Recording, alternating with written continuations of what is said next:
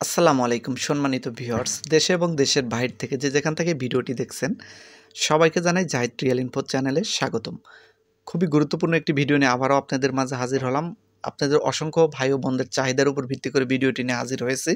Driving visa সম্পর্কে অনেকেই জানতে চেয়েছেন ব্যক্তিগতভাবে। আমি যদিও আপডেট দিয়ে থাকি, দেখা যাচ্ছে কুয়েত আপডেট নিউজগুলোতে ড্রাইভিং ভিসা বা অন্যান্য ভিসা সম্পর্কেও কথা বলে থাকি, কিন্তু ব্যক্তিগতভাবে ড্রাইভিং ভিসা নিয়ে আপডেট চেয়েছেন অনেকেই। বর্তমান পরিস্থিতি কি কুয়েতের, এবং ড্রাইভিং ভিসা কোন কোন কোম্পানিতে বের হচ্ছে এবং সামনে বের হওয়ার সম্ভাবনা আছে, এই বিষয়গুলো নিয়ে একটু কথা বলবো আপনাদের মাঝে।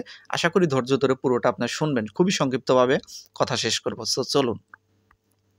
প্রথমত বলি, কুয়েতে যারা ড্রাইভিং ভিসাতে আসতে চাচ্ছেন তাদের উদ্দেশ্যে বলতেছি, কিছু কোম্পানিতে কিন্তু বর্তমানে ড্রাইভিং ভিসা দিচ্ছে। যেমন এর ভিতরে সবচেয়ে উল্লেখযোগ্য যে কোম্পানিটি সেটা হলো আলদানা। আলদানা কোম্পানিতে কিন্তু অনেকগুলো ড্রাইভিং ভিসা বের হয়েছে জানুয়ারি মাসে। আপনারা জানেন সংখ্যাটা আসলে আনুমানিক ধারণা করে বলাটা ঠিক হবে না, তবে ৩ বার ড্রাইভিং ভিসা বের হয়েছে আলদানা কোম্পানিতে অলরেডি। তো আপনারা যারা ড্রাইভিং ভিসাতে আসতে চাচ্ছেন তারা কিন্তু আলদানা কোম্পানিতে চাইলে পাসপোর্ট জমা দিতে পারেন এবং যোগাযোগ করতে পারেন যে এখনও তারা ড্রাইভিং ভিসা আসলে দেবে কিনা। সো ড্রাইভিং ভিসার জন্য কিন্তু অধীর আগ্রহে অনেকেই ভাইরা অপেক্ষা করতেছেন। বিশেষ করে কেপিটিসিতে যারা জমা দিয়েছেন পাসপোর্ট, তাদের উদ্দেশ্যে বলতেছি, তাদের ফেব্রুয়ারি মাসে ভিসা হওয়ার সম্ভাবনা কিন্তু তেমন একটা নেই বললেই চলে। যদি হয় সেক্ষেত্রে কিন্তু আমি আপনাদের মাঝে আবার আপডেট দিয়ে দেব।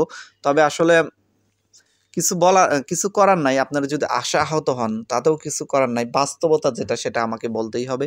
সেটা হচ্ছে যে বর্তমান কেপিটিসির যে অবস্থা সেখানে শুধু নেপালিদের নিয়ে আসা হচ্ছে। প্রচুর নেপালি ড্রাইভার চলে এসেছে, প্রায় 850-র মতো ড্রাইভার চলে এসেছে বিগত ৪ মাসের ভিতরে। তো যেহেতু নেপালি নিয়ে আসা হচ্ছে প্রচুর, সেক্ষেত্রে ইন্ডিয়ানও নাই এখানে। প্রথমে কিন্তু কিছু ইন্ডিয়ান ছিল, কিছু নেপালি ছিল, মিক্স ছিল, কিন্তু এখন বর্তমানে ইন্ডিয়ান নাই, শুধু নেপালি। কি জন্য সেটা হচ্ছে বাংলাদেশিদের জন্য খুবই দুঃখের খবর। সেটা হচ্ছে 800+ ড্রাইভার কেপিটিসিতে আসলো, তার ভিতর যদি 100 ড্রাইভারও বাংলাদেশি আসতো, আমার প্রিয় বাংলাদেশি ভাইরা যদি পেতো তাহলে আমারও ভালো লাগতো এবং এই বিষয়টা নিজের মনের ভিতরে একটু শান্তি অনুভব করতাম। কিন্তু দুঃখের বিষয়, একটি ভিসাও বাংলাদেশিদের জন্য এখান থেকে বের হয়নি। শুধুমাত্র একটি সমস্যা, সেটা হলো লামানার প্রবলেম। যার কারণে এটার সমস্যা হওয়ার কারণে কিন্তু কেপিটিসি থেকে বাংলাদেশিদের জন্য কোনো ভিসা দিতে পারতেছে না। সো সেই ধারাবাহিকতা অবলম্বন করে মনে হয় ফেব্রুয়ারি মাসেও তেমন কোনো সম্ভাবনা নেই ভিসা হওয়ার। তবে যদি যে কোনো টাইমে যদি তারা সিদ্ধান্ত পরিবর্তন করেন এবং লামানা যদি পান, সেক্ষেত্রে কিন্তু টুকটাক কিছু ভিসা বের হতে পারে। যেহেতু তারা টার্গেট নিয়েছে 1200+ লোক নেবে কেপিটিসিতে, তার ভিতরে 850 লোক অলরেডি চলে এসেছে, আরও কিছু লোক বাকি আছে, এখনও আসতেছে নেপাল থেকে, প্রতিদিনই আসতেছে। দেখা যাচ্ছে প্রতিদিন আসলে বললে ভুল হবে, প্রতি সপ্তাহেই আসতেছে। তো যাই হোক, আশা করি বুঝতে পেরেছেন। এরপরে যে বিষয়টি আমি আপনাদের বলবো, যারা হাউস ড্রাইভিং আসতে চাচ্ছেন কুয়েতে, তাদের জন্য একটা সুবর্ণ সুযোগ আসতেছে। ফেব্রুয়ারি মাসে কিন্তু হাউস ড্রাইভিং ভিসা খোলার কথা আছে। আসলে বন্ধ আছে বিষয়টা এমন না, কিন্তু আসলে হাউস ড্রাইভিং ভিসা তেমন একটা বেরই হচ্ছে না।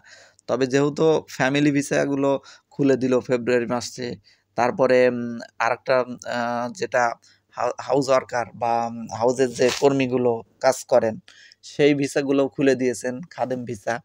তো খাদেম ভিসার আন্ডারেই কিন্তু হাউস ড্রাইভিং ভিসাগুলো। হাউস ড্রাইভিং ভিসাও কিন্তু ফেব্রুয়ারি মাস থেকে অনেক পাওয়া যাবে ইনশাল্লাহ। তো দেখা যাক কি হয়। তো এরপরে যে বিষয়টি বলবো সেটা হলো ট্যাক্সি ড্রাইভার। আমাকে অনেক ভাই প্রশ্ন করেছেন যে ভাই, কুয়েতে গিয়ে ডাইরেক্ট কোনো ট্যাক্সি ড্রাইভারে ঢোকা যাবে কিনা। আপনি যদি ট্যাক্সি কোম্পানিগুলোর থেকে ভিসা নেন তাহলে তো ডাইরেক্ট ট্যাক্সি ড্রাইভার এসে ঢুকতে পারবেন। আর যদি অন্য কোনো জায়গায় মানে থেকে যদি ট্যাক্সিতে ঢুকতে চান, সেক্ষেত্রে আহলি ভিসাতে আসতে হবে। তারপর আপনার ওখানে শর্ত পূরণ করে ৩ বছর জব করার পরে ট্রান্সফার হয়ে ট্যাক্সিতে আপনারা যেতে পারবেন। এখানে আরও একটি ভাই প্রশ্ন করেছিলেন যে ভাই, আমি মানে সরাসরি ফ্রি ভিসাতে গিয়ে ট্যাক্সিতে ঢুকতে পারবো কিনা। তো আসলে ফ্রি ভিসাতে যদি আসেন ট্যাক্সিতে ঢোকা যায়, কিন্তু এখানে ফ্রি ভিসাতে অনেক খরচ বেশি। তো আপনি কেন ফ্রি ভিসাতে এসে ট্যাক্সিতে ঢুকবেন? এক্ষেত্রে তো মনে করেন যে একটু সমস্যাই। আপনি যদি ডাইরেক্ট ট্যাক্সিতে আসতে পারেন সেক্ষেত্রে কিন্তু আপনার খরচটা কম লাগবে এবং আপনার ভালো হবে ডাইরেক্ট। আর এখানে এসে দেখা যাবে আবার নতুন করে ট্যাক্সিতে ঢুকতে, এখানেও কিন্তু একটা বড় রকমের খরচ আছে। আপনি যদি ফ্রি ভিসাতে আসেন, আপনি যদি ট্যাক্সিতে ঢুকতে চান তাহলে আপনার নিজস্ব গাড়ি কিনতে হবে। আপনার নিজস্ব গাড়ি কিনতে হবে, সেই গাড়িকে ট্যাক্সি বানিয়ে নিতে হবে যে কোনো ট্যাক্সি কোম্পানির আন্ডারে দিয়ে। তো অনেক খরচ আছে এখানে। তো যার কারণে নতুন যারা আসবেন তারা অবশ্যই ফ্রি ভিসাতে এসে ট্যাক্সিতে যাওয়ার চিন্তা ভাবনা তেমন একটা করবেন না।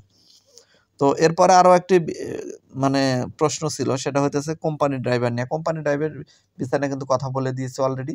আরো অনেক কোম্পানিতে কিন্তু টুকটাক মানে শন পেপার বের হচ্ছে। তো যারা কুয়েতে আসতে চাচ্ছেন বর্তমান ড্রাইভিং ভিসাতে সবচেয়ে ভালো সুযোগ কিন্তু ড্রাইভিং ভিসাতে, যদি আপনি কুয়েতে আহলি ভিসাতে আসতে পারেন সেক্ষেত্রে কিন্তু আপনার সফলতার সম্ভাবনা সবচেয়ে বেশি। তো আপনারা যারা কুয়েতে আসতে চান, ড্রাইভিং ভিসাতে যারা আসতে চান, তারা কিন্তু তাদের জন্য কিন্তু এটা একটা সুযোগ। এখন ভিসা বের হচ্ছে, আপনারা চেষ্টা করবেন নিজস্ব ব্যক্তিগত যদি কোনো লোক থাকে কুয়েতে, তার মাধ্যমে যে কোনো কোম্পানিতে পাসপোর্ট জমা দিয়ে ভিসার সংরক্ষণ করার জন্য। আরও কিছু ভাই আমার কাছে প্রশ্ন করেছিলেন যে ড্রাইভিং ভিসাতে ডাইরেক্ট ওখানে গিয়ে, মানে আমার বাংলাদেশের লাইসেন্স আছে, ওখানে গিয়ে কি লাইসেন্স নতুন করে পরীক্ষা দিতে হবে কিনা, করতে হবে কিনা। জি ভাই, আপনার বাংলাদেশের এখানে যদি লাইসেন্স থাকে তারপরেও এখানে বাংলাদেশ অ্যাম্বাসির থেকে খারিজিয়ে করতে হবে।